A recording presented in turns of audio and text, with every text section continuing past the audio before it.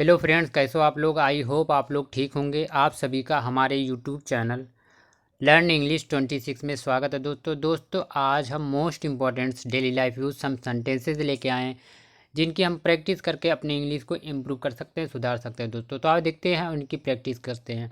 दोस्तों इसमें हम टेंस के भी बारे में अच्छी तरह चर्चा करेंगे, कौन से टेंस को किस तरीके से पहचाना जाए, उनके हेल्पिंग वर्ब क्या हैं, इन सभी के बारे में चर्चा करेंगे। दोस्तों तो आप देखते हैं वीडियो को और इनसे अपनी इंग्लिश को इम्प्रूव करेंगे। दोस्तों उससे मत कहना, don't tell me, tell him. उससे मत कहना, don't tell him. Tell me से होता है कहना, हिम माने उससे। डू नॉट का शॉर्ट फॉर्म है डोंट। उससे मत कहना, डोंट टेल हिम। एंड आगे देखिए दोस्तों, किसने क्या कहा, किसने क्या कहा, हु सेड वाट। किसने क्या कहा, हु सेड वाट। से का सेकंड फॉर्म है शेड। दोस्तों से मीन्स होता है कहना, शेड मीन्स कहा। किसने क्या कहा, हु सेड वाट। एंड आगे देखिए, उसके बारे में कुछ बताओ, उसके बारे में कुछ बताओ। Tell me about that. उसके बारे में कुछ बताओ, tell me about that. About की मतलब तक के बारे में। टेल मी होता है कहना या बताना। टेल मी माने मुझे, उसके बारे में मुझे बताओ। Tell me about that. उसके बारे में मुझे बताओ। एंड आगे देखिए, तुम्हारी कौन परवाह करेगा, तुम्हारी कौन परवाह करेगा। जहाँ पे गा गे में अंत होता है दोस्तों हम सभी जानते हैं। तुम्हारी कौन परवाह करेगा यानी जहाँ पे हिंदी के वाक्य में गा गे से अंत होता है तो हमें पढ़ाया जाता है दोस्तों, बताया जाता है कि वो फ्यूचर की बात होती है। तो ये फ्यूचर के सेंटेंस हुए। अब हम सभी जानते हैं दोस्तों कौन बीच में आया। जब कोई भी टेंस में, कोई भी वाक्य में कब, कहाँ, क्यों यानी WH फैमिली का यूज किया जाता है तो सबसे पहले उसकी अंग्रेजी लिखी जाती है। उसके बाद जिस टेंस का सेंटेंस होता है उस टेंस की जो हेल्पिंग वर्ब होती है, जिसको हिंदी में सहायक क्रिया बोलते हैं, वो लिखी जाती है। उसके बाद सब्जेक्ट आता है, उसके बाद अदर वर्ड रखे जाते हैं। ऐसे रूल बनता है दोस्तों, ठीक है। तुम्हारी कौन परवाह करेगा यानी फ्यूचर की जो हेल्पिंग वर्ब है विल शैल है। और यहाँ कौन के लिए हम आएगा हु।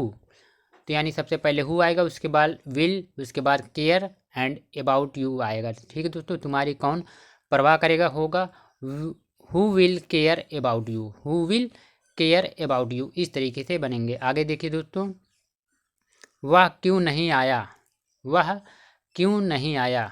यह है दोस्तों पास्ट का interrogative sentence and negative sentence, क्योंकि यहाँ पे क्यों का भी WH फैमिली भी लगी है और नहीं का भी यूज किया गया है। वह क्यों नहीं आया तो इसका हो जाएगा सबसे पहले क्यों के लिए होगा वाई। उसके बाद उसको जो फिर पास्ट की जो हेल्पिंग वर्ब है दोस्तों यानी डिड आएगा। उसके बाद नॉट का यूज होगा। उसके बाद सब्जेक्ट आएगा ही। उसके बाद कम आया है। ठीक है दोस्तों, देखो वह क्यों नहीं आया, why didn't he come. Did not का शॉर्ट फॉर्म है didn't. Why did not he come या why didn't he come.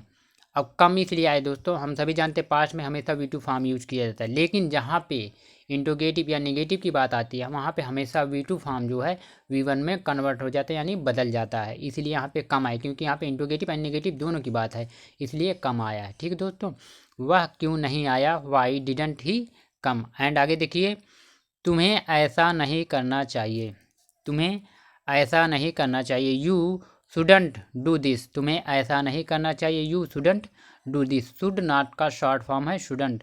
Do means होता करना, दिस माने यह। तुम्हें ऐसा नहीं करना चाहिए, चाहिए यानी चाहिए के लिए शुड का यूज किया जाता है, लेकिन जहाँ पे बहुत ज़्यादा जोर दिया जाए कि आपको अवश्य ऐसा करना चाहिए, जाना चाहिए, खाना चाहिए, अवश्य की बात की जाए या ज़रूर या फोकस दे के किसी बात को फोर्स दे के कराया जाए कि ऐसा आपको करना चाहिए, वहाँ पे शुड की जगह पे मस्ट का यूज किया जाता है दोस्तों। ठीक है, लेकिन नॉर्मली हमेशा शुड का ही यूज किया जाता है। तुम्हें ऐसा नहीं करना चाहिए, यू शुडंट डू दिस होगा। ठीक है दोस्तों, आगे देखिए, क्या वह मेरा इंतज़ार कर रहा है, क्या वह मेरा इंतज़ार कर रहा है। अब ये रहा है, रही है, रहे पहचान है प्रेजेंट कॉन्टिन्यूअस की दोस्तों। तो ये अब देखो, क्या वह मेरा इंतज़ार कर रहा है यानी ये क्या से स्टार्ट हुआ यानी प्रेजेंट कॉन्टिन्यूअस के इंट्रोगेटिव सेंटेंस हुए, जिसको हिंदी में बोलेंगे प्रश्नवाचक वाक्य। ठीक है दोस्तों, हम सभी जानते हैं जब इंट्रोगेटिव की बात आती है और क्या से स्टार्ट हो कोई वर्ड तो जो उस टेंस की जो हेल्पिंग वर्ब होती है सबसे फर्स्ट में रख दी जाती है। उसके बाद सब्जेक्ट आता है, उसके बाद वर्ब आता है एंड अदर वर्ड आते हैं दोस्तों। तो सबसे पहले जो फ्यूचर प्रेजेंट कॉन्टिन्यूअस की जो हेल्पिंग वर्ब है इज़, एम, आर है। सिंगुलर के साथ इज़, प्लूरल के साथ आर एंड आई के साथ एम का यूज किया जाता है दोस्तों। तो इसके सबसे पहले सिंगुलर यहाँ पे ही है, इसलिए सबसे पहले आएगा is he waiting for me. हाँ, एक चीज़ ध्यान देने योग्य है दोस्तों, जहाँ पे कंटिन्यूस की बात हो, चाहे फ्यूचर कंटिन्यूस हो या प्रेजेंट कंटिन्यूस या पास्ट कंटिन्यूस, सभी में V1 प्लस ING फॉर्म आता है, यानी वर्ब का फोर्थ फॉर्म आएगा। कोई भी कंटिन्यूस हो, चाहे फ्यूचर कंटिन्यूस, प्रेजेंट कंटिन्यूस या पास्ट कंटिन्यूस, सभी में वर्ब का फोर्थ फॉर्म का ही यूज किया जाता है दोस्तों। तो यहाँ पे देखो wait is the first form of the verb, उसमें ING आया यानी वेटिंग हुआ है। ठीक है दोस्तों। Is he waiting for me, क्या वह मेरा इंतज़ार कर रहा है। Is he waiting for me.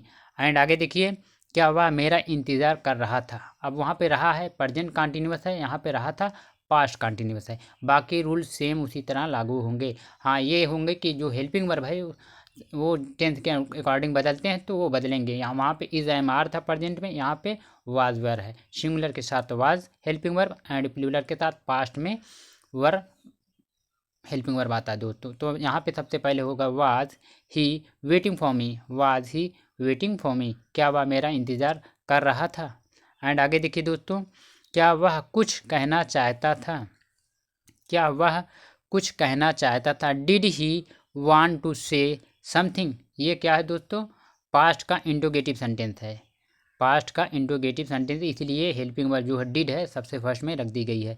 Did he want to say something. हाँ, एक बात ध्यान देने योग्य है दोस्तों, पास्ट इंडिफिनिट टेंस की एक ही हेल्पिंग वर्ब है डिड, चाहे सिंगुलर सब्जेक्ट हो या प्लूरल सब्जेक्ट हो, सभी के साथ डिड का ही यूज किया जाता है।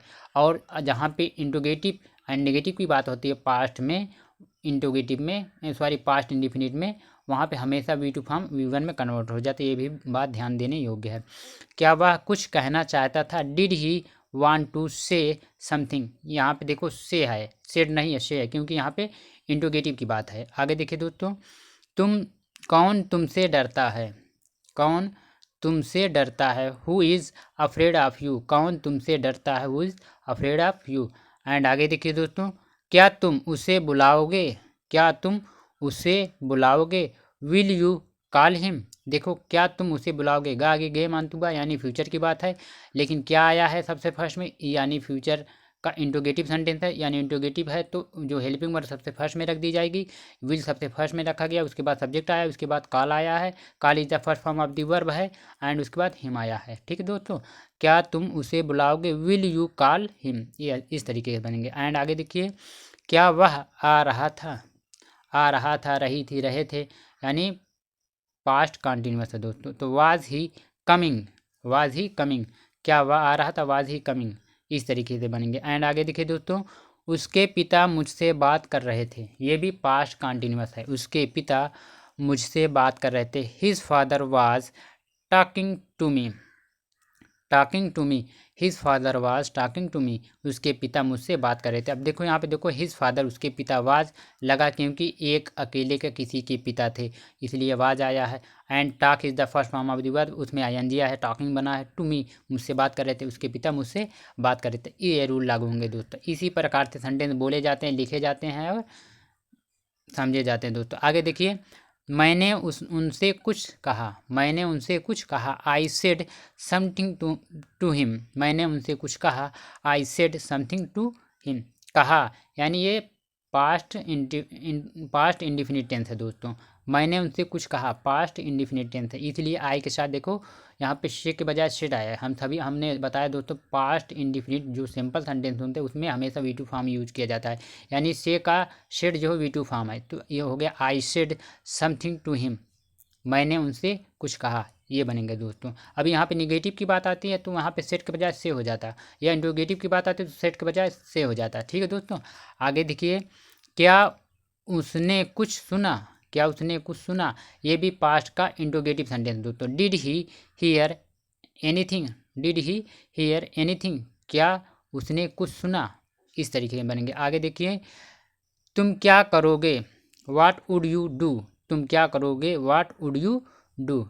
एंड आगे देखिए दोस्तों, वह क्या सोचता है। वह क्या सोचता है। What does he think. वह क्या सोचता है, वाट डज ही थिंक, ये बनेंगे। देखो, ता है, ती है, ते हैं, ये क्या है, प्रेजेंट इंडिफिनिट टेंस की पहचान है दोस्तों।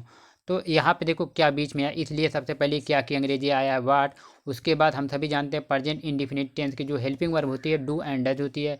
सिंगुलर के साथ डू एंड प्लूरल के साथ डज का यूज किया जाता है। तो यहाँ पे जो है ही जो है सिंगुलर है इसलिए डज आया है। वाट डज ही थिंक, ये इस तरीके से बनेंगे दोस्तों, वाट डज ही थिंक, वह क्या सोचता है। ठीक है दोस्तों, आगे देखिए, नज़र मत मिलाओ, डोंट मेक आई कंटेक्ट, नज़र मत मिलाओ, don't make eye contact. And आगे देखिए, इसमें आपकी क्या गलती है, इसमें आपकी क्या गलती है, what is your fault in this, what is your fault means गलती, इन दिस, इसमें आपकी क्या गलती है, what is your fault in this.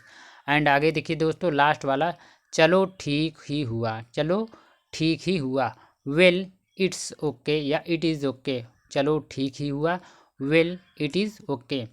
तो ये दोस्तों, ये कुछ daily life use most important sentences थे जिनकी हमने प्रैक्टिस किया, इनके बारे में जाना। आई होप दोस्तों आप इनके माध्यम से अपनी इंग्लिश को इम्प्रूव कर पाएँ। अगर आपको हमारी ये वीडियो पसंद है तो प्लीज़ वीडियो को लाइक करो, शेयर करो, कमेंट करो और चैनल को ज़रूर सब्सक्राइब करना दोस्तों, ताकि मुझे मोटिवेशन मिले और मैं इस तरीके की डेली लाइफ यूज की सेंटेंसेस की वीडियो आपके लिए बनाता रहूँ। Thank you so much for watching this video my all dear friends.